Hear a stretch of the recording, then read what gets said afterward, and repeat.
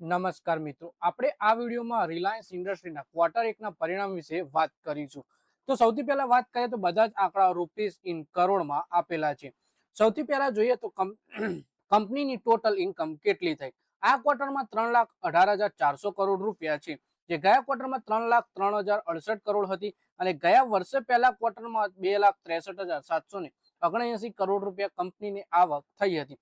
વર્ષની સરખામણીમાં 2,63,000 કરોડથી વધી 3,18,000 કરોડ, એટલે કે બહુ સારો વધારો જોવા મળી રહ્યો છે. તેવી જ રીતે ક્વાર્ટરની સરખામણીમાં પણ 3,03,000 કરોડથી 3,18,000 કરોડ, એટલે કે ક્વાર્ટરની સરખામણી વર્ષની સરખામણી બંનેમાં આપણને કંપનીની આવકમાં વધારો જોવા મળ્યો છે. પછી કંપનીના ટોટલ ખર્ચા પણ આપણે જોઈ લઈએ. આ ક્વાર્ટરમાં 2,87,770 કરોડ રૂપિયાના કંપનીને ખર્ચા થયા, જે ગયા ક્વાર્ટરમાં 2,75,873 કરોડ હતા અને ગયા વર્ષે પહેલા ક્વાર્ટરમાં 2,26,633 કરોડ રૂપિયાના કંપનીને ખર્ચા થયા હતા.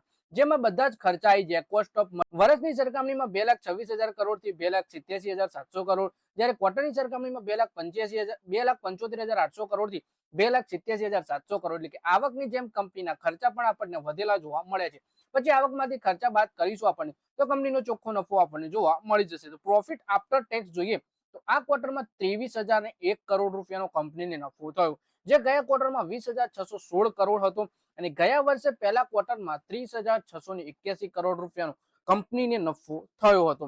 આમ જોઈએ તો આવક તો વર્ષની સરખામણીમાં વધી, પણ કંપનીનો નફો વર્ષની સરખામણીમાં આપણને ઘટેલો જોવા મળે છે. 30,600 કરોડથી ઘટી 23,700 કરોડ, 23,000 કરોડ જ નફો, લગભગ 7,000 કરોડ રૂપિયા જેટલાના નફામાં ઘટાડો જોવા મળી રહ્યો છે.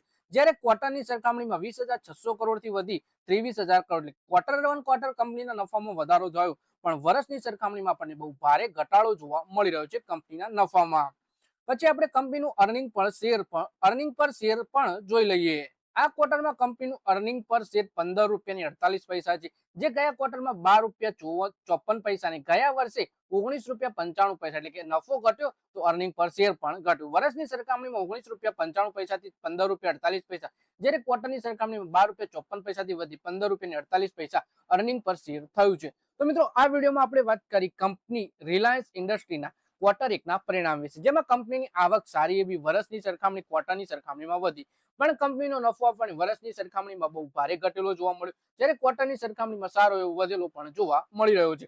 તો મિત્રો, આ વિડીયોમાં બસ આટલું જ અને તમે બીજી કઈ કંપનીના ક્વાર્ટર એકના પરિણામ જોવા માંગો છો એ પણ તમે કોમેન્ટ કરીને જણાવજો.